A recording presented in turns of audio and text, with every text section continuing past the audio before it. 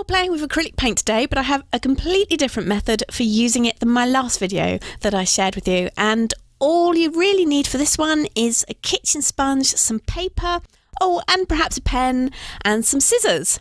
I think that's it. But don't forget, there is a full supply list in the description under the video. So the piece I'm sharing today, I did exactly at the same time as my watercolour acrylic paint video, and I thought it would be perfect to post these two videos next to each other so that you have two completely different ideas to get your creative mind a-jumping.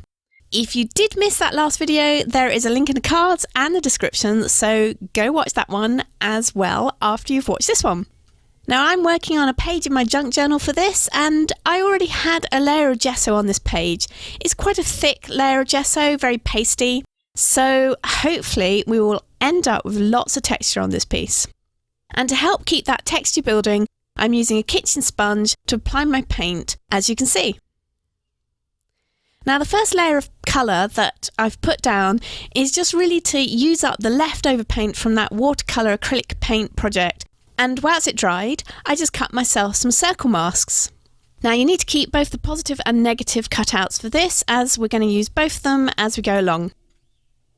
So this piece is going to be very rough and ready to keep that texture building. Some areas will be thicker with paint than others, and in the thinner areas the paint that is underneath will be able to peek through, so that's just going to all add to it. And you'll be able to see a little bit more clearly when I do the close-up flyby at the end. I'm also not really mixing the white into colours on the palette, but just picking up a mix of the different colours so that you'll have some white flecks in there and there'll be a little bit of colour mixing on the piece itself. Again, this is just going to add more texture. So the trick to this really is to dab the paint through the stencil with the sponge just as you would if you were using a stencil or stippling brush. Don't feel you have to get perfect coverage, and just have some fun with it.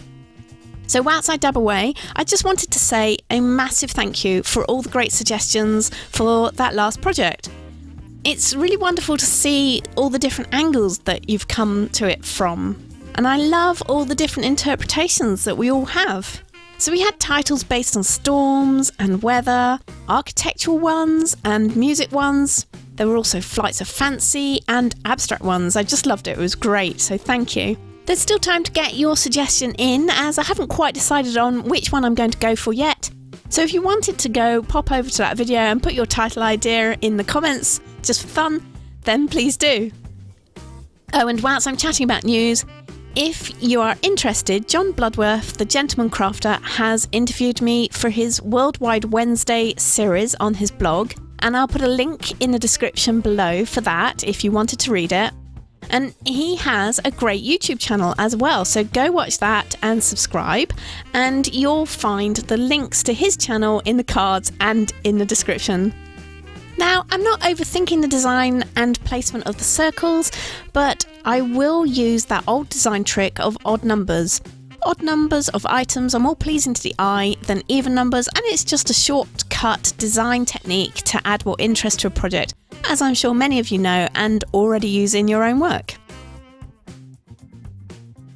Once that layer of circles is down, I'm just going to add some centres to them, and I've not really waited for the paint to dry.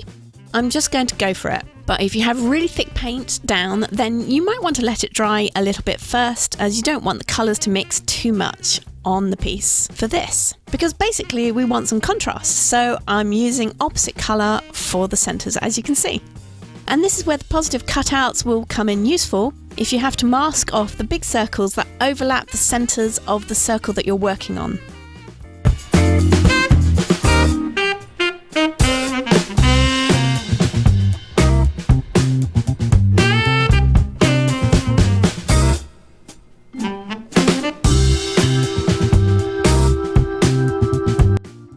Now that the paint is down, it's time to let it dry before adding some details. So grab yourself your favourite paint pen and let's get a doodling.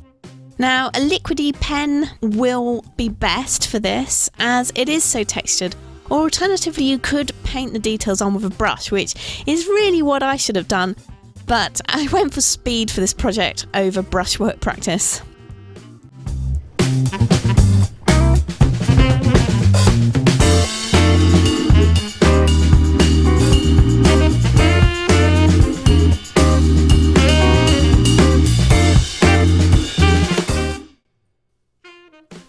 YouTube shout out time. If you are enjoying this video and it is sparking some ideas for you as well, then please do like it and share it with your creative friends. And of course, it would be great to have you as a subscriber too. So jump on board and click that notification bell so that you don't miss either of my Sunday or Wednesday art tips, tutorials and inspiration videos.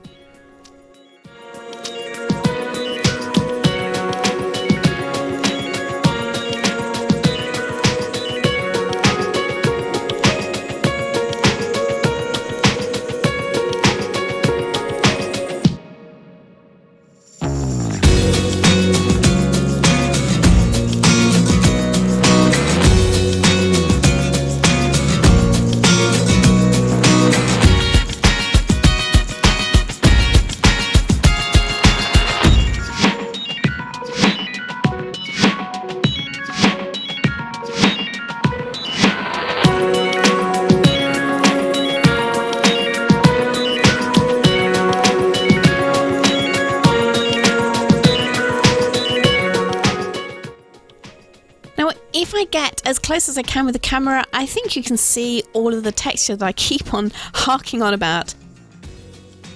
Even that gesso layer has added something to this piece. Now, I did this gesso layer quite a while ago. It's been sat in my junk journal for ages, but it just so happens that I didn't gesso the edges because sometimes I just like to have some of the colour of the junk journal page peeking through. And having that olive green colour also adds to the whole page, don't you think? This is definitely one of the fun things about keeping a junk journal, isn't it? Have fun with your creative projects today, whether it's junk journal page or some cards, or maybe you're doing some drawing. Whatever you're doing, enjoy it. And if you feel like telling me what project it is that you're doing today, I would love to hear, so drop me a comment below. Thank you for watching, and I'll catch you again on Wednesday.